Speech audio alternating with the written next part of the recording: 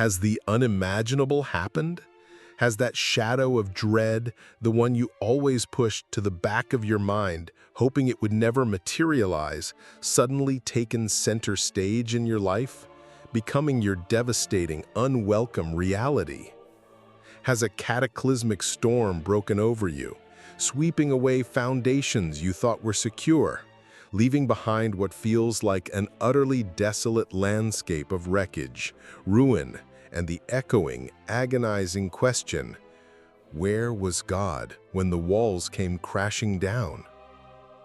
When the loss felt too heavy to bear, when the betrayal sliced to the very core of your being, when the diagnosis arrived like a death sentence, stealing your future, did you strain to hear a divine voice, only to be met with a profound, terrifying silence, a chilling sense of absence from the one you had always believed to be good, all-powerful, and unfailingly present? If you find yourself standing today amidst the shattered remnants of a life, a dream, a cherished hope, and wondering with every fiber of your being how any semblance of meaning, any flicker of good could ever possibly emerge from such profound desolation, then please, I invite you to stay with me for a while. Because today, we're going to turn our hearts and minds to a man who himself walked through the valley of profound loss, who witnessed unimaginable devastation, and yet saw in the very ashes of that devastation not just a final tragic ending, but the faint, almost imperceptible whisper of a hidden story, a deeper, more resilient magic at work. I'm speaking, of course, of the extraordinary J.R.R. Tolkien.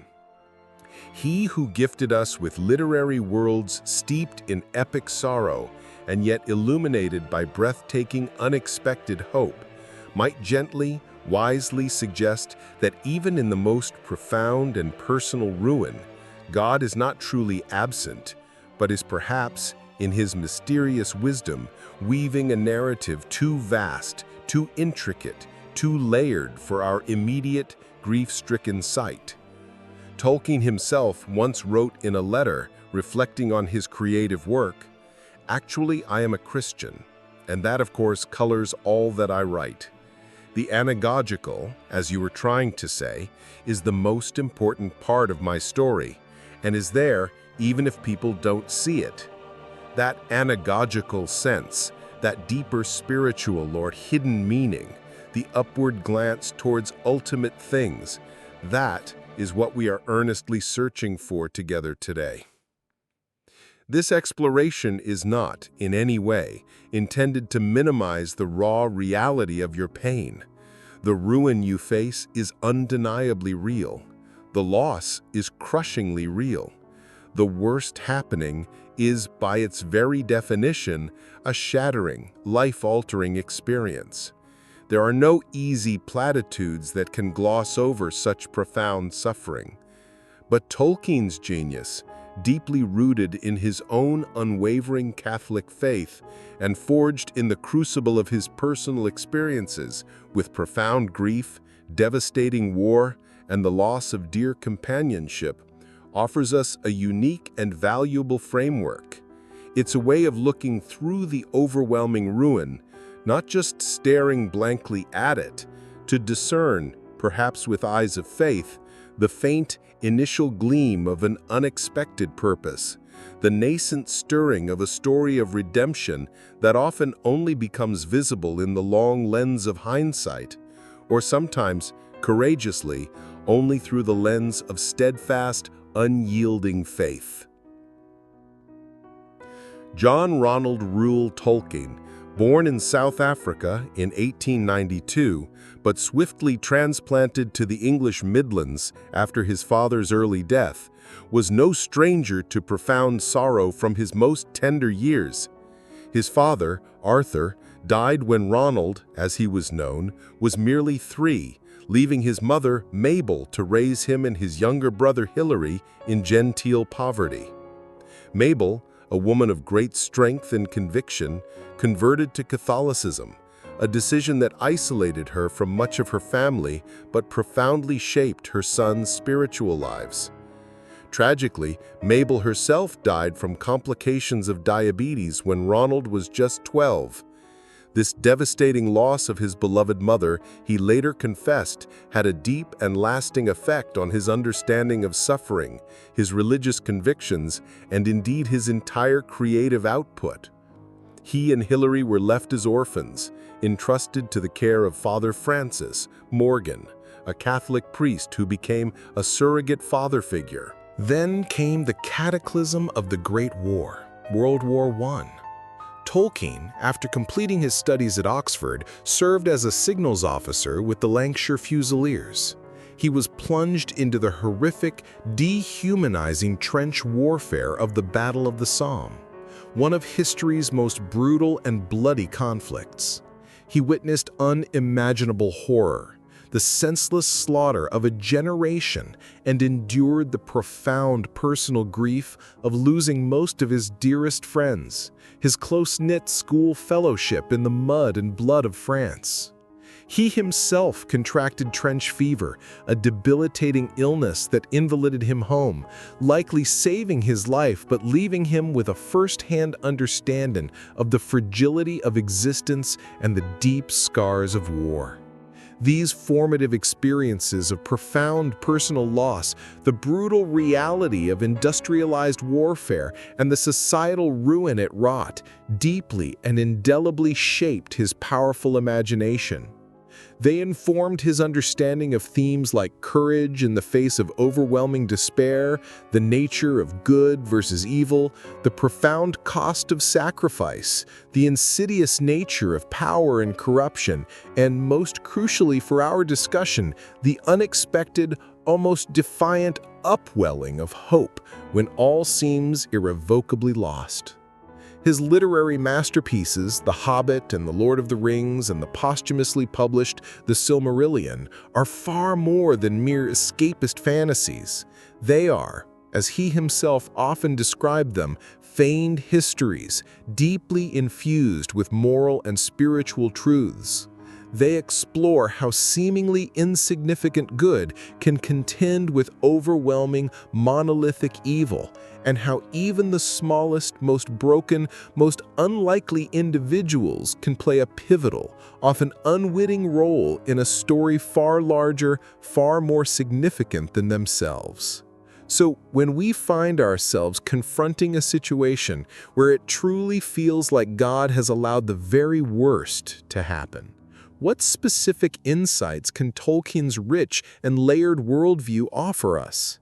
He would, I believe, point us towards the central concept he termed the eucatastrophe. This is a word Tolkien himself coined, meticulously crafted from Greek roots. Eu meaning good, and catastrophe meaning a sudden overturn or ruin. Thus, a eucatastrophe is a good catastrophe, a sudden, joyous turn in a story, an unexpected manifestation of grace, particularly when all hope seems to have been utterly extinguished. It is crucial to understand that this is not merely a contrived, happy ending tacked on to a sad tale. It's far more profound. It is a miraculous intervention, a glimpse of ultimate truth that erupts into the narrative when despair seems to be the only logical conclusion. Tolkien described it as a sudden and miraculous grace, never to be counted on to recur. It does not deny the existence of discatastrophe, of sorrow and failure. The possibility of these is necessary to the joy of deliverance. It denies, in the face of much evidence, if you will, universal final defeat, and insofar as evangelium, giving a fleeting glimpse of joy, joy beyond the walls of the world, poignant as grief. Notice that poignant intertwining. The joy is made sharper, more precious, precisely because of the preceding sorrow and the very real possibility of failure. For Tolkien, the ultimate, foundational eucatastrophe, the one that underpins and gives truth to all other expressions of eucatastrophe in human stories and myths, is the resurrection of Jesus Christ. After the ultimate, worst happening imaginable, the betrayal by a friend, the mockery and abandonment by the crowds, the brutal torture and agonizing public crucifixion of the incarnate Son of God, his disciples were plunged into absolute, soul-crushing despair. All their hopes, all their dreams, all their understanding of who he was seemed to have died with him on that cross. The ruin was complete and seemingly irreversible. And then, against all expectation, against all reason, came the sudden, world-altering, joyous turn. The empty tomb, the bewildered awe of Mary Magdalene, the encounters with the risen Lord. This, for Tolkien, was the true myth, the historical event that embodies the eucatastrophic pattern of God's redemptive work in the world. It's the story from which all other myths and fairy tales, he believed, derive their deepest power and their glimmer of inherent truth. So, when Tolkien looks at ruin, at devastation, at what appears to be final defeat, he sees it not necessarily as the absolute final word, but as a potential prelude, a dark and desolate stage upon which a eucatastrophe might, by God's mysterious and unmerited grace, unexpectedly unfold. This doesn't imply that every personal story will have a neat, tidy, happy ending in the way we might script it in our own lives or within our earthly time frame. Tolkien was a profound realist, not a sentimentalist. He understood what he called the long defeat, the sober recognition that in this fallen, broken world, we will often experience profound loss, deep sorrow, and repeated failure. Yet, through it all, woven into the fabric of this long defeat, there are these breathtaking, grace-filled glimpses of that final, ultimate victory, that unquenchable, eternal joy. Consider the intricate narratives woven within his own legendarium. Think of Frodo and Sam, utterly spent, at the very cracks of Mount Doom in Mordor. All hope is, for all practical purposes, gone. Frodo the Ring-Bearer has finally, tragically succumbed to the overwhelming power of the One Ring. He claims it for his own. The quest upon which the fate of all Middle-earth depends has failed at its ultimate critical juncture. It is the absolute worst outcome imaginable. And then, in a stunning, unforeseen turn, the eucatastrophe erupts. Gollum, driven by his desperate, consuming greed for his precious, attacks Frodo and bites off his finger, thereby reclaiming the ring. In his manic, gleeful dance of triumph, Gollum missteps and tumbles into the fiery chasm, destroying both the ring and himself. It's a shocking, almost grotesque, yet undeniably miraculous turn of events, born out of profound brokenness, obsession, and even evil. Yet it achieves the quest's seemingly impossible end. Or think of the timely, almost proverbial arrival of the great eagles in countless desperate situations, a sudden, unlooked-for deliverance from overwhelming odds. These are not merely convenient plot devices. They are literary reflections of a deeper theological truth that Tolkien perceived operating within the fabric of our own world.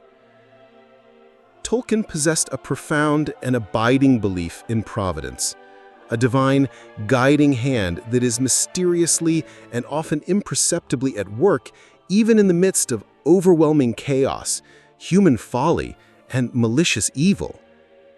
He understood, as classical Christian theology teaches, that God does not will or cause evil, but in his inscrutable sovereignty and boundless wisdom, he can weave even the devastating consequences of evil, even our deepest personal ruins, into a larger, overarching pattern of redemption and ultimate, unimaginable good. The hidden story within the ruin is therefore often the story of how God is working unseen by human eyes, perhaps through the most unlikely means or individuals, to bring forth an unexpected grace, a surprising healing where none seemed possible, or a deeper, harder-won wisdom that could only have been forged in the fiery crucible of intense suffering. Now, how can we, in the midst of our own deeply personal and painful experiences, begin to look for this hidden story when we are surrounded by the tangible rubble of what feels like the very worst happening? This is not an easy task. It requires a profound, often courageous shift in perspective, a willingness to look beyond the immediate pain and despair. Maybe you are standing in such ruins right now. Perhaps it's the ruin of a cherished relationship, shattered by an unforgivable betrayal. Maybe it's the ruin of a career you poured your life into, lost unexpectedly and unjustly. Perhaps it's the ruin of your physical health, with a diagnosis that seems to foreclose all future plans. Or perhaps it's the devastating, gaping ruin left behind by the death of a deeply loved one. The pain is raw, immediate, and overwhelming. The landscape of your life appears bleak and utterly devoid of hope. How can Tolkien's vision offer not a glib answer, but a path towards enduring, even in the darkness? Acknowledge the discatastrophe, the ruin, as unflinchingly real. Tolkien never ever downplayed the reality or the bitterness of suffering. The sorrow you feel is valid, legitimate, and deserves to be honored. The loss is immense, and its weight is real. Do not try to prematurely spiritualize it away, or force yourself to find the silver lining before you have even fully registered the storm.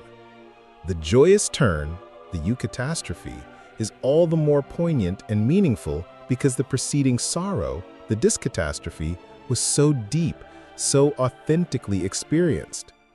Allow yourself the space and the permission to grieve, to lament, to cry out your questions and your pain to God, much like the psalmists of old.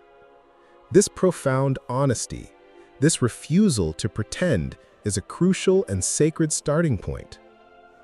Look for the sudden, miraculous grace, even in its smallest, most humble manifestations. A eucatastrophe in our personal lives isn't always a dramatic, earth-shattering, parting of the Red Sea event. Sometimes it manifests as a quiet, almost imperceptible shift in the atmosphere of our souls. It might be an unexpected word of kindness from a stranger that lands like a balm. It could be a moment of profound, unbidden peace that descends in the very midst of turmoil. Perhaps it's the surprising discovery of an inner strength you never knew you possessed, or a new, deeper insight into yourself or into God. It might be the forging of a profound compassion for others born directly out of your own experience of suffering. These small, often overlooked eucatastrophes can be precious whispers of the larger hidden story God is patiently writing, faint glimmers of dawn in a long night. Attentiveness and a willingness to receive these small graces are key. Embrace the potential role of the unlikely hero, which might be you. Tolkien's stories are famously populated with ordinary, often deeply flawed and seemingly insignificant individuals, hobbits being the prime example, who are called, often against their own inclinations, to play extraordinary, pivotal roles in the unfolding drama of good versus evil. When you feel broken, small, overwhelmed, and utterly insignificant in the face of widespread ruin, remember that God, throughout salvation history and in Tolkien's tales, often chooses to use the weak things of the world to shame the strong. Your quiet faithfulness in the midst of your pain, your stubborn courage to get out of bed each morning, your simple refusal to succumb to utter despair or bitterness, even in your profound brokenness, might be a crucial, irreplaceable thread in the hidden story of redemption that God is unfolding, not just for your own life, but perhaps as an unwitting source of strength and inspiration for others who witness your journey. The courage to simply endure, to keep putting one foot in front of the other in faith, is a heroic act. Understand and accept that the full story is rarely, if ever, seen in the present moment. The breathtaking beauty and intricate meaning of a complex tapestry are often only fully apparent when the weaving is complete and one can step back to view the whole. When you're in the middle of the ruin, you are by definition seeing only a few tangled, perhaps dark and confusing threads. Tolkien's epic works often span vast ages, and actions or events that seem utterly disastrous or meaningless in one era often prove to be unexpectedly pivotal for bringing about great good in a later one. We must cultivate the humility to trust that there is a divine author, a master storyteller, who sees the entire, vast narrative from beginning to end, even when we can only see the painful, confusing, and seemingly senseless present chapter. This requires profound faith, a steadfast belief in the ultimate goodness, wisdom, and sovereignty of the storyteller, even when his plot choices mystify or wound us. Actively participate in sub-creation as an act of defiant hope. Tolkien held a deep conviction that human beings, created in the image of God the Creator, are themselves sub-creators. We are called to reflect God's primary creative power by bringing forth beauty, order, meaning, and goodness in our own spheres of influence, however small they may seem. When faced with ruin and destruction, we are not called to be merely passive victims, paralyzed by despair. We are invited, even commanded, to participate actively with God in the work of bringing beauty out of ashes, order out of chaos, healing out of brokenness.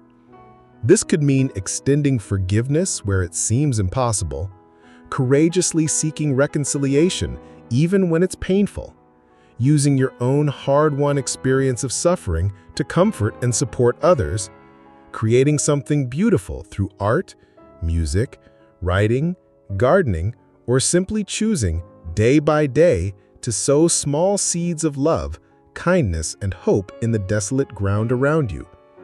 Every act of creative love performed in the face of destruction is a profound act of faith, a defiance of the ruin, a tangible participation in the eucatastropholic hope that light will ultimately overcome darkness. Anchor your hope beyond the circles of the world. Tolkien's Christian faith was deeply eschatological.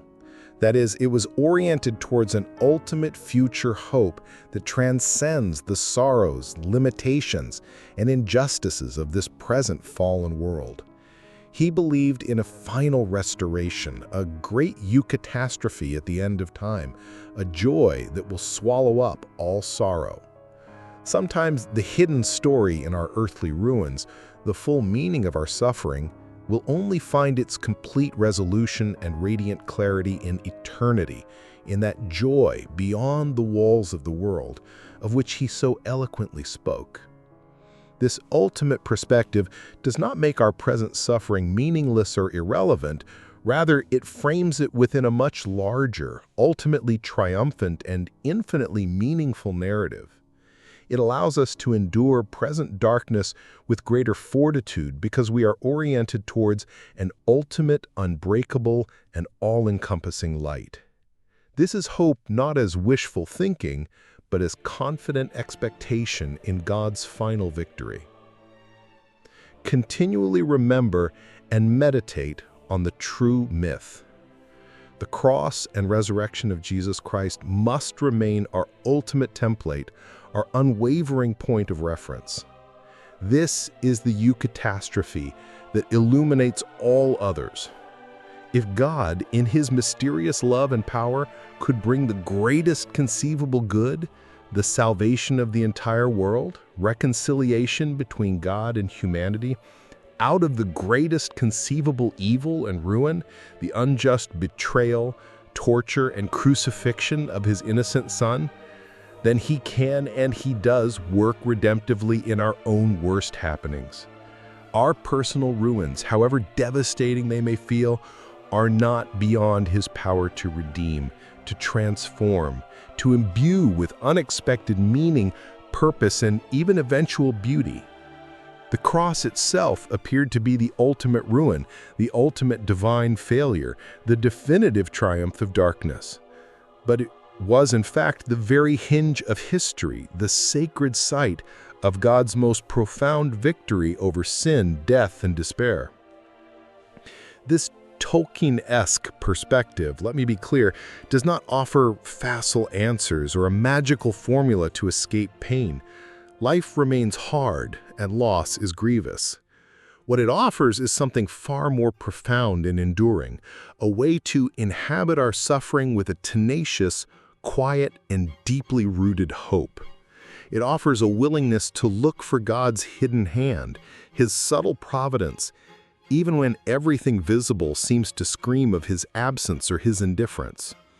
It's about nurturing the courageous trust that the ruin, however final it may seem, is not the end of the story, but perhaps a dark, intensely painful, yet necessary passage towards an unlooked-for, grace-filled dawn.